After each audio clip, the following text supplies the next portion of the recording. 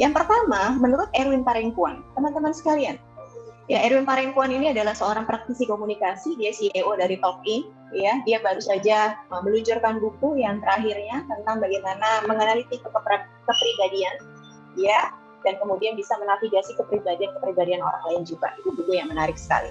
Nah, apa yang dikatakan oleh Erwin Parengkuan? Komunikasi itu adalah seni mengendalikan diri, ya. Tentu teman-teman bertanya-tanya, apa yang harus dikendalikan? Ya, seni mengendalikan diri.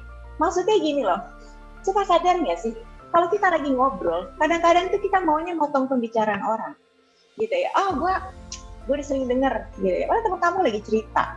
Nah, ini adalah seni di mana kita harus memahami, ya, agar relationship antara kamu dengan dia tetap berjalan dengan baik.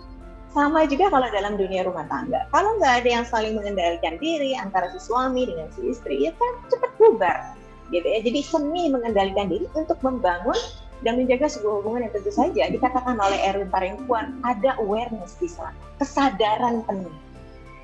Ya, kesadaran penuh itu teman-teman kalau lagi ngobrol, saya sempat melihat di salah satu podcast ya anak muda. Ya, saya nggak bisa sebutin namanya ya, agak lupa sih. Tapi apa yang saya tarik ya, pada saat sedang berdialog, waktu itu narasumbernya adalah Prilly Latukonsina. Pada saat beliau sedang di podcastnya, ya sedang bertanya-tanya kepada narasumbernya, apa yang terjadi? Ya, si hostnya masih sibuk dengan sambil buka-buka handphone, ya ada pesan yang masuk, bayangkan, ya. Jadi awareness kita, ya, kesadaran kita tidak ada di sana. Nanti saya akan jelaskan tentang listening ya, tentang bagaimana caranya kita mendengarkan orang lain. Ya, ini satu pengertian komunikasi dari Erwin Parengkuan, dan Erwin sangat menekankan pada, nah, dia katakan bahwa proses komunikasi itu sebenarnya sama. Ya, Shannon Weaver di tahun 48 menjelaskan ada 7 komponen dalam komunikasi, ya, sender, pengirim pesan, ya, kemudian encode pesan apa yang disampaikan oleh si sender, ya, dengan melalui channel, jadi yang ketiga adalah channel, kemudian yang keempat adalah receiver, ya, jadi penerimanya, dan pesannya diinterpretasikan oleh penerima itu apa, ya, lalu berikutnya adalah ada noise, teman-teman. Noise itu adalah faktor gangguan. Ya, dan yang terakhir adalah feedback. Nah, Erwin Parengkuan menekankan pada faktor noise.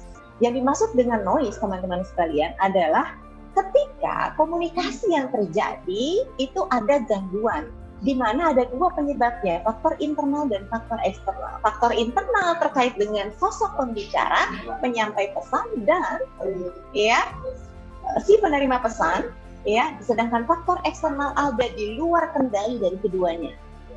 Ya, faktor internal contohnya apa, Coach Ade? Faktor internal contohnya adalah perbedaan pengetahuan, bisa jadi, ya, terjadi noise mungkin di sana, ya, salah persepsi, kemudian interpretasi dari Pak penerima bisa juga jadi masalah, salah ketik. Nah, hati-hati nih, kalau ibu-ibu di sini ya suka salah ketik, kirim pesan kepada suami atau sebaliknya, ya, bapak-bapak salah ketik, gitu ya, kirim pesan kepada suami, kepada istri berbeda. Nah, itu juga jadi noise kan, maksudnya apa, diterimanya apa, jadi berantem, gitu.